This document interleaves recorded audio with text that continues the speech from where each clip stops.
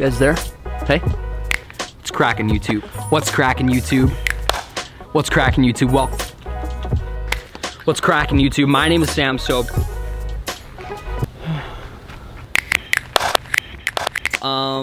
We're talking about something exciting today, something fun. We're talking about boats. I've gotten countless comments, just do a boat walkthrough, do a boat rundown, talk about everything that's inside your boat, open it up, share it, what's living inside the Red Rocket. So that's exactly what we're gonna do today. First and foremost, the Red Rocket is 17 feet long, 1 inch of pure, raw, bad-to-the-bone fiberglass action. On the back end of it, the caboose, it's a 115 Mariner with a pretty chopped up stainless steel prop. This motor has been extremely good to me. I love that motor. I'll talk more about that later. But let's get inside the boat. Let's hop in, let's dive in, let's see what's living in the Red Rocket. In 3, 2.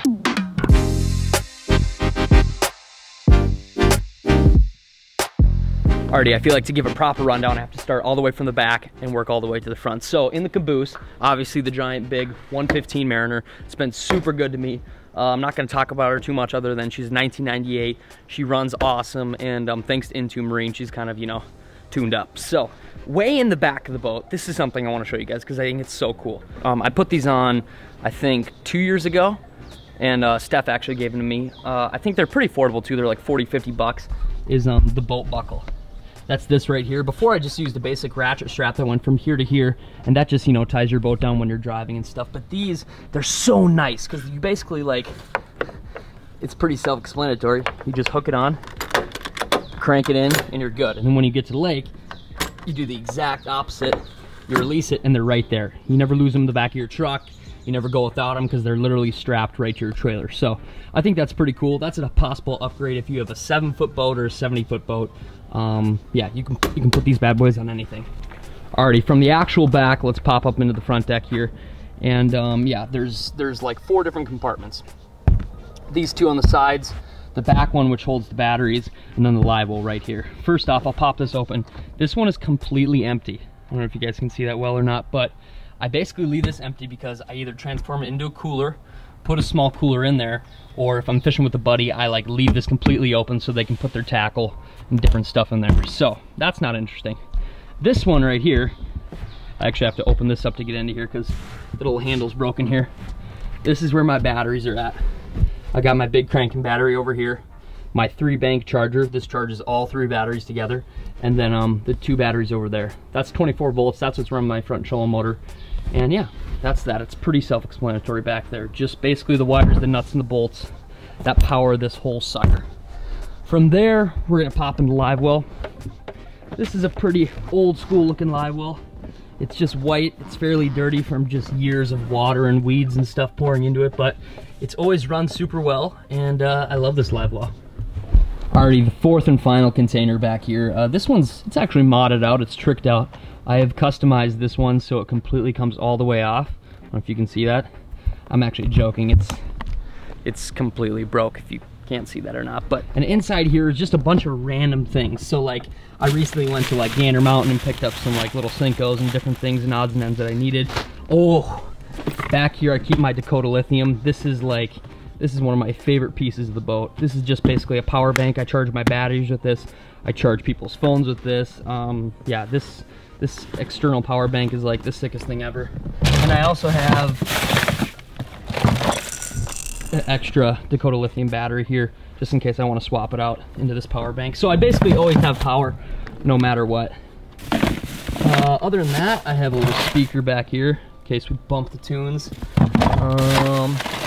Some random, this is like where everything random is, like random bug spray, sunscreen, a granola cup, some Advil because I like to fish with Mav a lot, some glow bobbers. Like I don't, this compartment is so random. Okay, let's move away from this.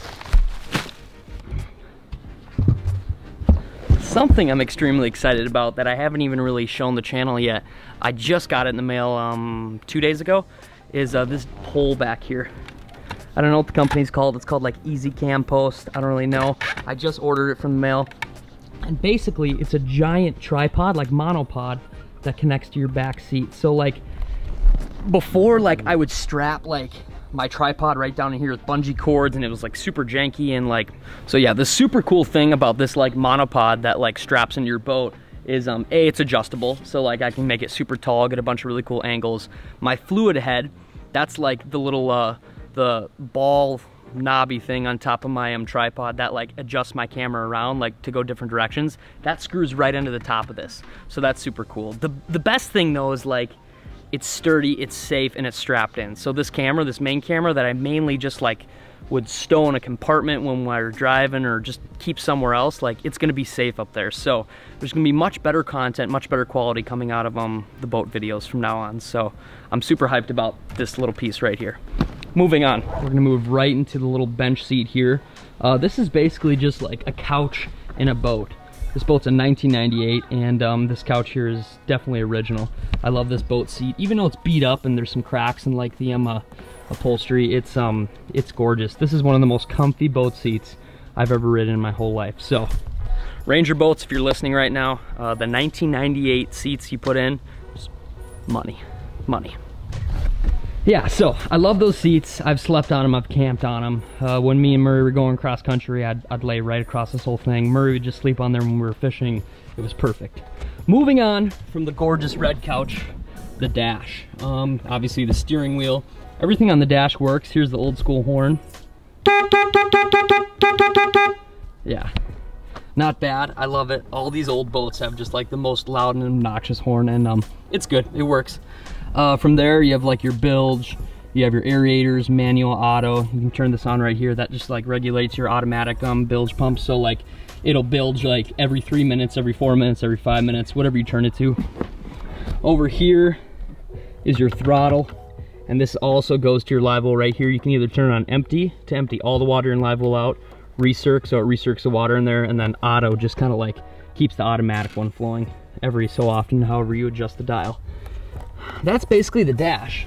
Moving along to this corner, this is the cleanest I've seen this corner all year round. If you guys have boats out there and you fish quite a bit, I'm sure there's a certain section of your boat that just gets flooded with like random things hanging here, a bunch of plastics piled up here, a bunch of knives and scissors and pliers and a scale. Like this is just like a corner of random junk that gets thrown around throughout the fishing. It's basically like that corner, like if you rip off a plastic and it goes on the ground, you just kind of shove it right in there. Alrighty, so that makes up the back end of the Red Rocket. And I'm sure I'm like skipping over stuff or there's stuff I'm missing, but the front end of the Red Rocket, that's really where the magic happens. That's where I have everything. So in the front, we have 3 compartments. One of them being like a rod locker, one of them being a storage compartment, and one of them being like truly for tackle. Compartment number 1, it was built to be a rod locker. It's basically just open inside, but I don't really utilize it as a rod locker. Most of my rods are over 7 feet long, and on these older boats, especially the smaller ones, like a 17-foot bass boat, the rod lockers are only like 7 feet long. So the majority of my rods don't even really fit in there. So I basically just use it as tackle storage. Let's open it up. Alrighty, inside this bad boy, I basically keep all my soft plastics. Everything from swim baits to craws to Senkos to drop shots to ribbon tails, everything. And at one point, it was extremely organized with these little bins. I'll take out these bins and show you. Like this bin is all craws. That just has a bunch of random craws in it. This bin is D-bombs, because I absolutely love D-bombs. They're just like a craw beaver looking bait. Yeah, down in there I have a bin for drop shots, trick worms, ribbon tails, a whole bin for Senkos. What is that over there? I think that's like swim baits, smaller swim baits. And yeah, basically at one point, like in the beginning of the season, this was extremely organized, and now it's looking a little rough. I got a couple bags here of just some Arsenal plastics, some Arsenal tungsten. They make awesome tungsten, by the way. And then right lined up along here, these are just a bunch of Kitech swim baits. They're like the best swim baits out there, so I have plenty of them. But I really only utilize those swim baits in the spring and fall. Up here, I got some larger swim baits just laying around. I've got some random line, a broken reel, some bigger swim baits, just some random line, just hanging around. You always got to have line on you just in case you blow up a reel or something like that. That's basically just full of soft plastic baits. And when I do go through and organize the boat, that looks pretty good. It's pretty organized, and when I'm looking for something, it's mainly in there, so I can find it. So the middle compartment. The middle container is something that scares me the most, because I walk on this area all the time. This is where you're fishing, this is where you're setting the hook, and it shows because this is like super weak up here. I don't know if you guys can see that, but I'm super worried that one of these days I'm gonna step back, set the hook, and I'm just gonna go right through here. So I probably need to get this fixed, or yeah, so if you guys have any suggestions of where I can just like reorder the same exact compartment, maybe I just gotta call Ranger, I don't know, that'd be helpful. Either way, this is basically just like hard baits, jigs, that's like top waters, multi-species like panfish, deep diving crankbaits, terminal tackle, hooks. This is like football head jigs and smaller jig heads. These are like flipping jigs, chatterbaits, swim jigs, dock skipping jigs, just really light jigs like that. And then this is like a day box. I just put together some plastics in here that I think I'm gonna probably use during the day, so I don't have to dig in here the whole time. This is just basically a box that I can have at my ready that I think I'm gonna use. Yeah, so other than that, there's a couple more boxes back in there, like some tubes and flukes and a bunch of other smallmouth baits. But basically, it's not a giant compartment, but it goes way far back. Yeah, so middle container, for the size of it, it looks on the outside, it does a pretty good job, and there's actually a lot of room underneath there. It holds quite a few boxes, so I love the middle container. I'm not gonna go through inside each of my tackle boxes and show you guys, this tiny jig does this, or this is the 32X 4.5, like, no, I'm not doing any of that. I'll save you guys the time, and me the time. Yeah, so I'm gonna put those boxes back in there, and then we're gonna open up container number 3. All right, container number 3. This container, it's always served the purpose of like holding life jackets and other like just basic marine and boating things, but it's kind of random. It changes weekly what I end up putting in here, and this is the most random box out of them all. First off, I've got the traveling Raw Power Championship trophy. I have yet to take on a competitor and compete with that, so I'd still like to do that at some point. This is a trophy I kind of want to travel with, and the people I compete against or we do challenges with, I want them to sign that. So, Raw Power Trophy. If you have ideas for this or challenge ideas, comment them below. What else is inside here? Oh, well, look at that. Some Dingo twist sticks. These are doggy treats. I fish with Mav and Murray and Brok quite a bit, so I like to keep them in there. Sunbelt granola bars. They're the best. This is just a random box of smallmouth baits like Ned rigs, tube jigs, hair jigs. Basically from inside there I have a couple little boxes that I keep some tools in, like Lake Master chips, Navionics chips, WD-40, extra fuses, different things like that. This is an extremely important box to have, whether you have a big boat or small boat, anything. You expect the unexpected. From there I've got like leader line in here. Let me brighten this up a little bit for you guys. Leader line, another box just with some tools, ruler, first aid kit. That's extremely important. If you don't have a first aid kit in your boat, I recommend doing it, especially probably if you fish with friends like I have. A bunch of life jackets in here. Obviously you only need like one life jacket per person in the boat, but I never know how many people are gonna come to this boat. I never bring more than like 4 or 5 people in this boat, so I keep like 4 life jackets in there, just in case I have friends. Yeah, so just a bunch of life jackets. Oh, this thing's super cool. I'll show you guys this. Okay, so in there is this giant metal bar, and this actually serves an incredible purpose. These older bass boats, like on all their containers, they still have, you know, decent handles and locks in them, but the locks like work on some, or they're super kind of cheesy. It's from 1998, so this is an older boat. Like here, right here, this lock right here, like it still spins and like it'll hold it, but I could break that pretty easy. And this lock here like doesn't barely work. So I was like, I need to like somehow keep these containers safe and lock up all my tackle in here, like if I'm at a hotel or if I'm just camping. So I built this locker bar thing. There's a website where you can actually buy it, but I just bought like the 2 little brackets right there, and then right here.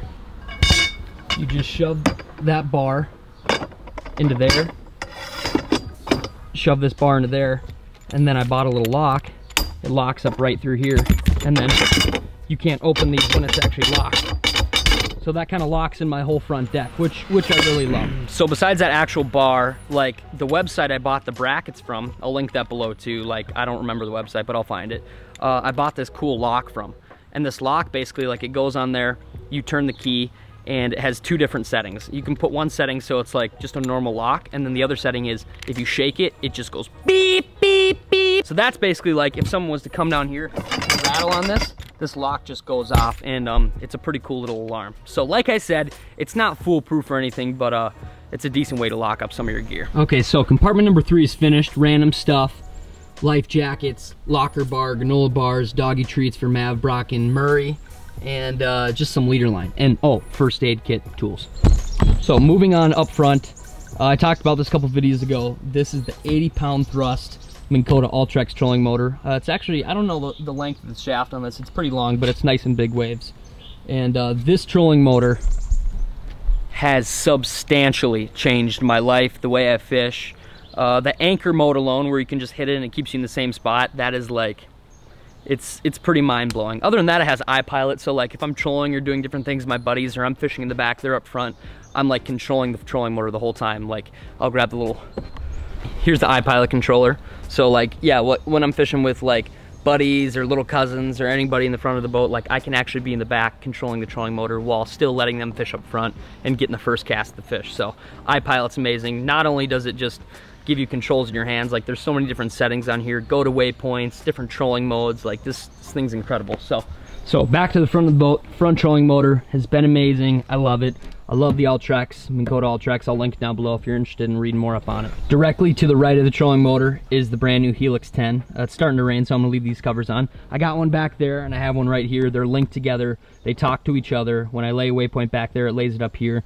This I'm gonna talk about way more in a bunch of different videos, but yeah, a couple videos ago I literally just got this put in by Intune Marine, so huge shout out to you guys again, because I would have totally messed this up. But the Humminbird Helix 10, it's been life-changing as well. This is also an original trailer that came with it in 1998. But underneath here, here's something I need to do.